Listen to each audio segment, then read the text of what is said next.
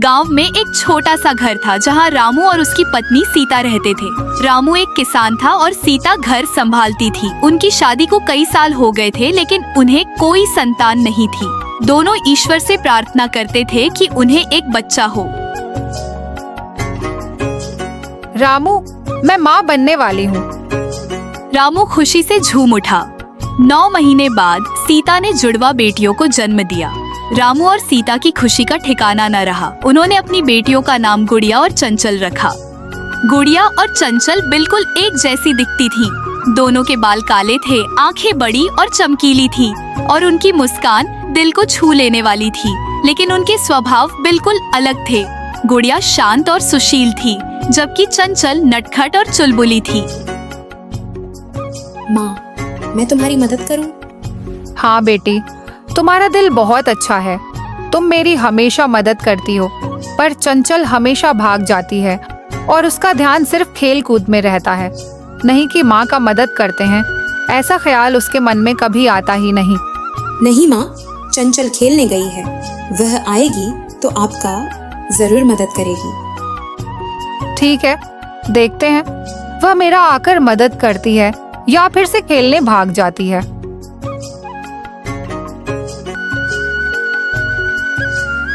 पिताजी, मैं भी खेत चलूं? जरूर, तुम तो मेरी मददगार हो। गुड़िया और उसके पिताजी दोनों ही खेत की तरफ काम करने के लिए गए। बहुत देर तक काम करने के बाद दोनों खाने के लिए बैठे। गुड़िया बोली, पिताजी, खाना कितना स्वादिष्ट है। हाँ बेटी, मेहनत करने के बाद खाना स्वादिष्ट ही लगता है। आज तुमने मेरा बहुत ही मदद किया। अब चलो हम दोनों खा लेते हैं। खाना खाने के बाद दोनों ने ही खेत में कई देर तक काम किया और जब सूरज ढलने को आ गई और शाम हो गई, तब दोनों ही घर की तरफ निकल गए। जब गुड़िया और चंचल बड़ी हुई तो उनकी दोस्ती और भी गहरी हो गई। वे एक दूसरे के बिना नहीं रह सकती थीं। वे एक दूसरे के सुख दुख में हमेशा साथ रहती थीं। एक दिन गांव में एक मेला लगा। गुड़िया और चंचल दोनों मेले में जाने के लिए बहुत उत्साहित थी। उन्होंने अपने माता पिता से मेले में जाने की अनुमति मांगी और उन्होंने उन्हें जाने दिया।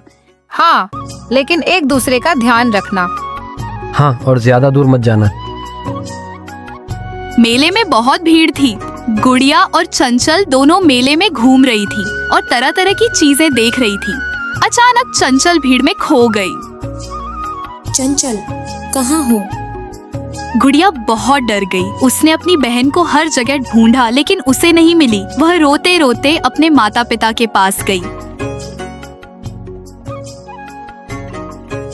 माँ, पिताजी, चंचल कहीं नहीं मिल रही। हे भगवान, हमारी बेटी कहाँ होगी? मेरी बेटी कैसी होगी? हम बोले थे ना तुमको एक साथ रहने के लिए, फिर भी मेरी बात नहीं सुनी। अब मैं चंचल को कहाँ ढूंढूंगी इतने बड़े मेले में? पिताजी बोले, हमें तो ढूंढना होगा कैसे भी करके। वह मेरी बेटी है। मैं जाता हूँ, गांव वालों से कुछ मदद मांगता हूँ। वह शायद कुछ मदद करें। माताजी बोली, कैसे भी करके मेरी बेटी को ढूंढ लाना। गांव वालों, मेरी बेटी चंचल खो गई है। अगर वह किसी को भी दिखे तो मुझे बताना, और आसपास के गांवों में भी यह सूचना भेज देना कि मेरी बेटी चंचल खो गई है। और अगर किसी को भी दिखे तो मुझे बताने को। रामू, तू चिंता मत कर, हम सब तेरी बेटी को जरूर ढूंढ लेंगे। गांव के सभी लोग चंचल को ढूंढने में जुट गए। कुछ घंटों बाद एक बूढ़े आदमी ने चंचल को मेले के एक कोने में रोते हुए देखा। बेटी, रो मत। तुम्हारा घर कहाँ है? मैं अपने माता पिता के बिना खो गई हूँ। बूढ़ा आदमी चंचल को उसके घर ले गया। रामू और सीता अपनी बेटी को देखकर बहुत खुश हुए। गुड़िया भी अपनी बहन को देखकर बहुत खुश हुई।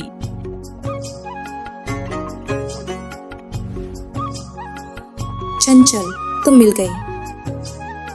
हाँ दीदी, मैं बहुत डर गई थी। उस दिन के बाद गुड़िया और चंचल और भी करीब आ गई। उन्होंने एक दूसरे से वादा किया कि वे कभी भी एक दूसरे से अलग नहीं होंगी। गुड़िया और चंचल बड़ी होकर समझदार और जिम्मेदार बन गई। गुड़िया एक शिक्षिका बनी और चंचल एक डॉक्टर बनी। दोनों बहनें अपने गांव और अपने परिवार की सेवा करती थीं। एक दिन गुड़िया और चंचल की शादी हो गई। दोनों बहनें अपने अपने घरों में खुश थीं, लेकिन वे हमेशा एक दूसरे के संपर्क में रहती थीं।